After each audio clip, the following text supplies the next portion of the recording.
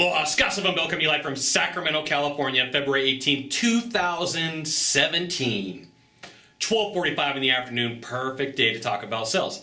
And I got a phone call from somebody who needed some consulting this week, and he asked me a really good question, and I figured I'd help you out and give you the answer. And he said, hey, Scott, when is it the point where I should stop selling myself and hire a salesperson? Now, this guy has a small business. He's by himself. He doesn't have anybody else really working with him except for somebody answering his phone. And I said, well, how many deals are you missing out on right now? And he said, a lot.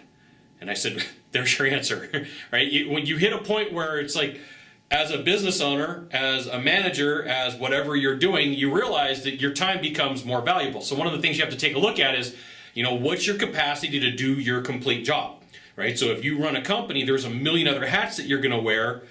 And then you decide, look, I need to bring in a salesperson to free up some time so that they can go out and make some sales so that I can grow my company.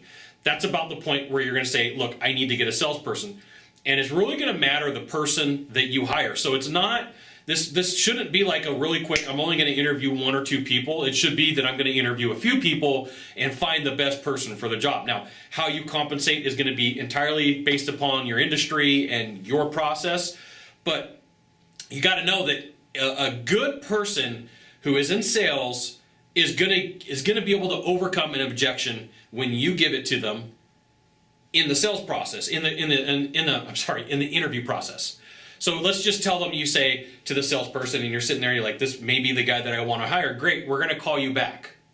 And the salesperson goes, okay, great, call me back.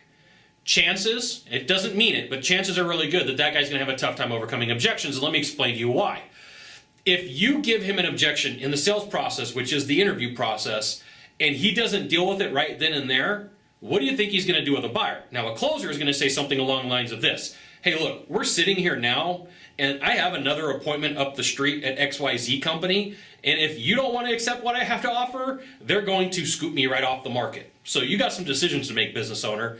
You want to pick me? Great. I'm here right now. Pick me. And that's something that a closer is going to say. So, part of the thing is your test should be, how good of a salesperson are you? And you may make them do a sales process. There's a lot of people out there that say, hey, you know what, sell me a pen. Sell me a pen. And that could be one thing that you use, but you're really going to find out by asking tough questions and asking about accomplishments.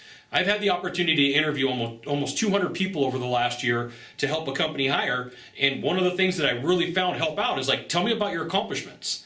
So if I have a sales guy sitting in front of me, I'm like, tell me about your accomplishments, and he can't come up with any, it's a red flag for me. Doesn't mean that he's not a fit. It's just a flag. It's just something that pops up and says, hey, there could be some trouble here, right? And one of the things that I've done is I push back and go, hey, I got this from Chet Holmes. Not me, Chet Holmes. Hey, you know what? It seems like you're a great salesperson, but you're not a closer, so I don't know what to tell you. You might want to leave, okay? Give him a little bit of pushback.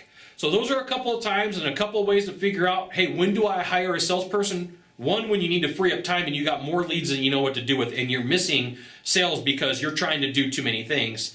And the second thing is when you have the capability to grow, and you have that ability to ramp up marketing, and you have the ability to ramp up production, because every industry is a little bit different, but if you can't produce what's being sold, you're going to have some upset clients. So there's a couple of things in there that you need to know is like, how am I going to hire the person? Do I have the capability to keep them busy? Do I have the capability to produce what needs to be done? My output, is that all there? That's when you decide to hire. That's when you decide to hire a person. Okay. Now, if you could do a small favor for me, in the box down below, leave a comment, question, or story. That'd be fantastic. To the right or to the left, there's a subscribe button. You know what you got to do. You got to subscribe. And then last of all, you can send it out to all your friends via StumbleUpon, Facebook, Twitter, Google+.